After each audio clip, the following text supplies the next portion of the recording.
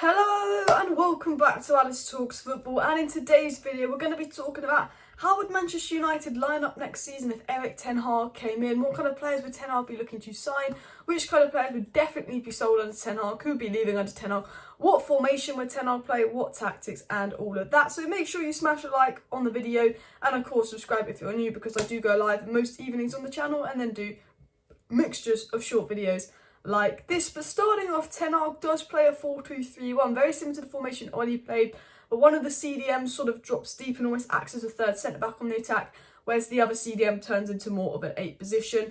I've only watched about 6 or 7 Ajax games myself in the last year, I won't lie, but my friend, I should probably watched about 10 because I did watch all the Champions League games, but my friend supports Ajax and he's given me some input on this, and I think that's quite nice to have someone who actually is an Ajax fan's input. So we're going to go through every Manchester United player and I'm going to say if they're going to survive or not survive under Ten Hag. And then we're going to talk about the likes of players that Manchester United will be looking to sign. We know from Fabrizio Romano it's a CDM, a young striker, and one other position. There will be 3 signings. What could they be? What would Ten Hag identify as key areas for his style of play? Who's he likely to sign? Bish, bash, bosh. So let's get into it, starting with the squad that I'm going to go through. And I did do this in my live stream last night.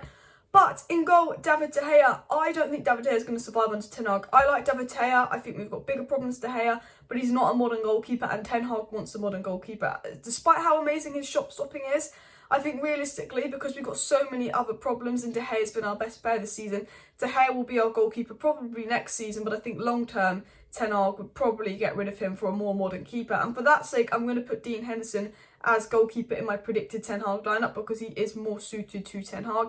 I think one of De Gea or Henderson will be sold in the summer. I have a feeling it is Dean Henderson. However, I think if it is Dean Henderson sold, I don't think David De Gea would be here more than 2 seasons under Ten Hag. Lee Grant and Tom Heaton we don't really care about.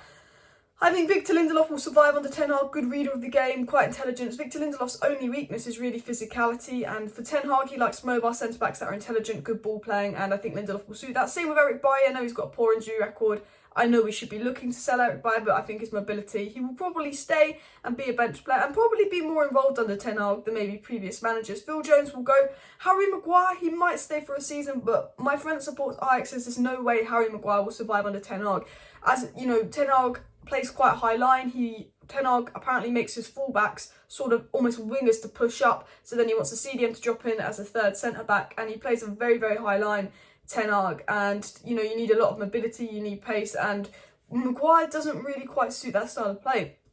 Luke Shaw, I believe, will survive under Ten Hag. I know a lot of United fans don't like Luke Shaw at the moment, but he's a decent attacker, decent defender. He's not at his best, but I think he will survive. I think Tellers will become a bench player. Wan-Bissaka will be gone. Riddance gone. Delo will be the starting right back. But long term, I think Ten Hag will be an admirer of Tarek Lamptey. I think if Delo doesn't impress in his first season, and I think Delo has been impressive lately, but if Delo doesn't impress, I could see Lamptey coming in. We know that Varane will survive. We know that Pogba's going to go on a free. Fred will survive. I think Fred will be fine under Ten Hag. He might be involved quite heavily in the first season, then we might get a better box-to-box midfielder in, and he might become a bench player in the second season. But I think Fred's been one of our best players under Ralf Rangnick, and I think Fred will survive under Ten Hag. The same with Bruno Fernandes. Some people saying, oh, Bruno's play style, it doesn't suit Ten Hag's style of play. Tadic literally spams crosses. Tadic has got so many assists. Tadic actually loses the ball more on average than Bruno. Ten Hag will get Bruno to do what Tadic does. Ten Hag likes a creator that spams balls in behind. Bruno will be a Ten Hag favourite. Will probably be balling under Ten Hag. Matic is probably going to retire. Scott McTominay, I think Ten Hag will keep him as a bench player, but I don't think he gets in Ten Hag's first choice starting 11. Here into the exciting ones, Hannibal Mejbri. I think Ten Hag is going to give him game time. Ten Hag studies the youth of Ajax. He likes to give youth opportunity. I think players like James Gunn and Hannibal Mejbri in the youth academy are going to get minutes under Ten Hag. Lingard's gone, Mata's gone, Palestra will go on loan. Edison Cavani will be gone. I think Rashford will get a season under Ten Hag to impress. If Rashford doesn't find his form back, he'll be gone, but I think he'll stay.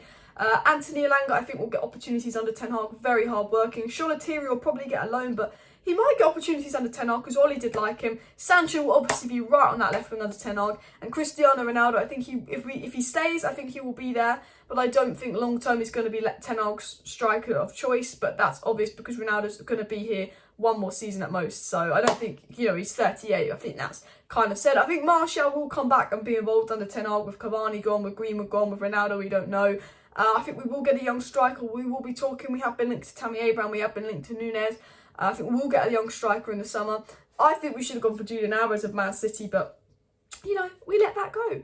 But let's get into the lineup that I think Ten Hag will play. So obviously I said Dean Henderson in goal, Dalot right back, Shaw left back, Lindelof and Varane as the two centre-backs. I think Lindelof's a bit more reliable than Bailly, although I think Bailly's pace would be quite good.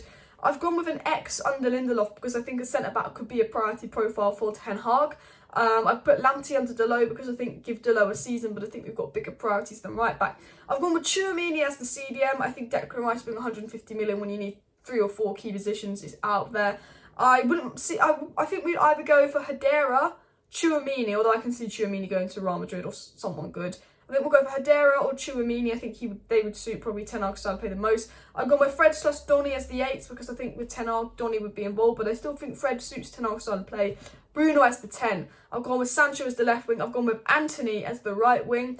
We'll have to see what happens with the likes of some of our youth players. Maybe he gives Garnacho a chance as well. I've talked about Garnacho loads on the channel, baller.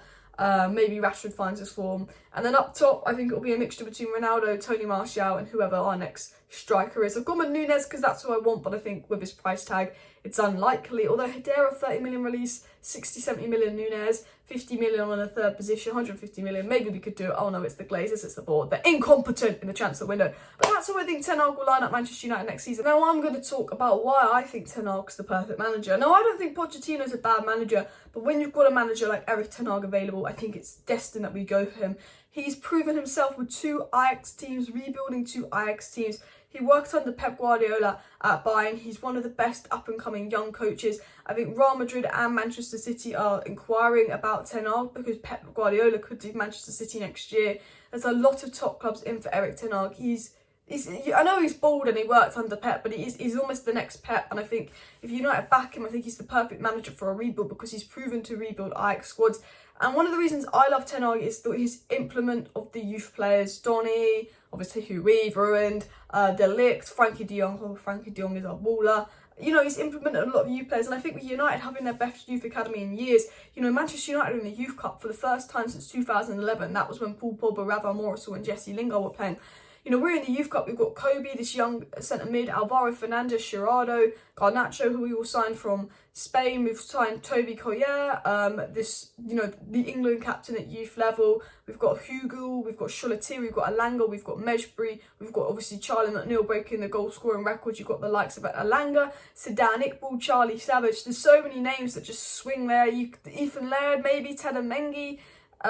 So many names in that youth academy, and I just think Ten Hag would be brilliant at bringing those through, giving them opportunities. He plays exciting attacking football. He plays the way that we want to play. He plays the modern way. If you look at the way Liverpool play, if you look at the way City play, if you look at the way all the best teams play, Ten Hag does that way. And for me, he is the manager that United should be getting. If you agree, smash a like, share the video and all of that. Guys, we'll be back live tomorrow night with some more Manchester United news updates. If you want to stay up to date with all the latest news on Ten Hag, Pochettino, transfer news, all of that, make sure you're subscribed. I pray we go for Tchouaméni in the summer. See you next time. Bye.